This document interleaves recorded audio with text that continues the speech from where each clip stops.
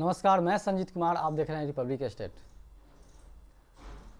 2024 के आम चुनाव की सुगबुगाहट तेज होने लगी है।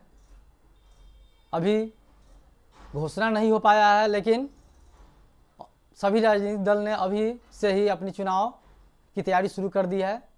भारत की 3 बड़ी राष्ट्रीय पार्टी, भारतीय जनता पार्टी, भारतीय राष्ट्रीय कांग्रेस और बहुजन समाज पार्टी ने अपने अपनी बिसात बिछाना शुरू कर दी है।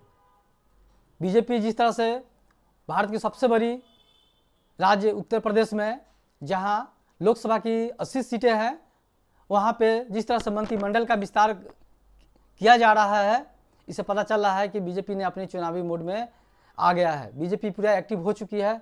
ऐसे बीजेपी हमेशा एक्टिव रहती है।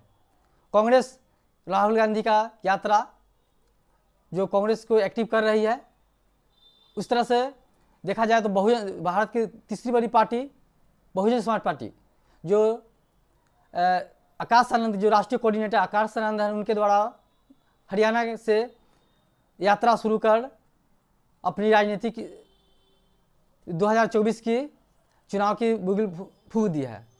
बहुजन समाज पार्टी ने जिस तरह से अपनी रणनीति को बदल रही है, जिस तरह से चुनाव आ रहा है, उस तरह से लगता है कि अब वो भी एक्टिव मूड में आ गई है। बहन जी द्वारा बराबर कहा जाता था कि बहुजन समाज पार्टी किसी भी पार्टी से चुनाव गठबंधन नहीं करेगी, अकेले चुनाव लड़ेगी। लेकिन कल जो दिनांक 6 मार्च को जो तेलंगाना में टीआरएस के द्वारा पार्टी के साथ जो गठबंधन किया गया है, ये इसे पता चल रहा है कि बहुजन समाज पार्टी ने भी अपनी रणनीति बदल दी है। भविष्य में लग रहा है कि अब विभिन्न राज्यों में अलग अलग पार्टी के द्वारा पार्टी के साथ गठबंधन किया जा सकता है। कांग्रेस की कुछ कमी यहाँ दिखाई दे रही है।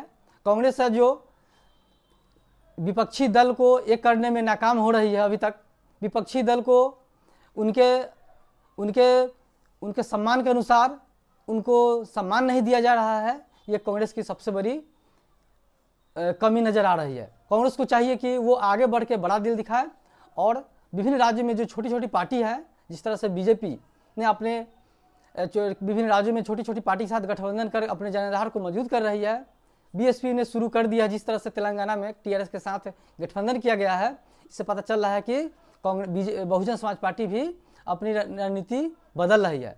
कांग्रेस को भी चाहिए कि सब ऐसे राज्य जहां छोटी छोटी पार्टी अपनी मजबूत स्थिति में है, वहां पे गठबंधन करे और विपक्षी को गठबंधन को मजबूत करे।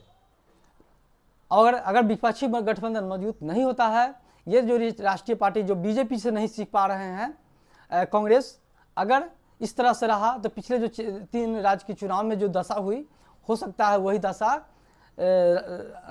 आम चुनाव में भी, 2024 के आम चुनाव में भी हो सकती है।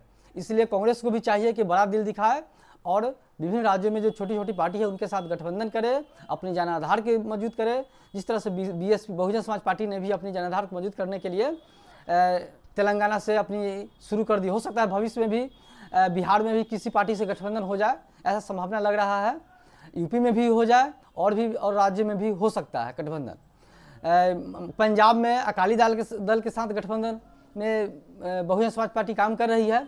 इस तरह से 2 राज्यों में बहुजन समाज पार्टी ने गठबंधन कर चुकी है। ओवैसी की पार्टी के साथ भी बात चल रही है। अगर इस तरह से गठबंधन बहुजन समाज पार्टी कर रही है तो भविष्य में ये कांग्रेस की विकल्प बहुजन समाज पार्टी हो सकती है और बीजेपी का विकल्प अगला जो है, बीजेपी के एक अच्छा प्रतिद्वंदी बहुजन समाज पार्टी साबित हो सकती है। धन्यवाद। आप सभी मेरे चैनल को देखने के लिए लाइक कीजिए, सब्सक्राइब कीजिए, शेयर कीजिए और बेल आइकन दबाना ना भूलें, जिससे मेरा चैनल आप तक पहुंचता रहे। और मेरा वीडियो कैसा लगा ये आप ज़रूर लिखें, जिससे हमें पता चले कि हमें कितना सुधार करने की ज़रूरत है और आगे हमें किस ढंग से वीडियो बनाने की ज़रूरत है। धन्यवाद।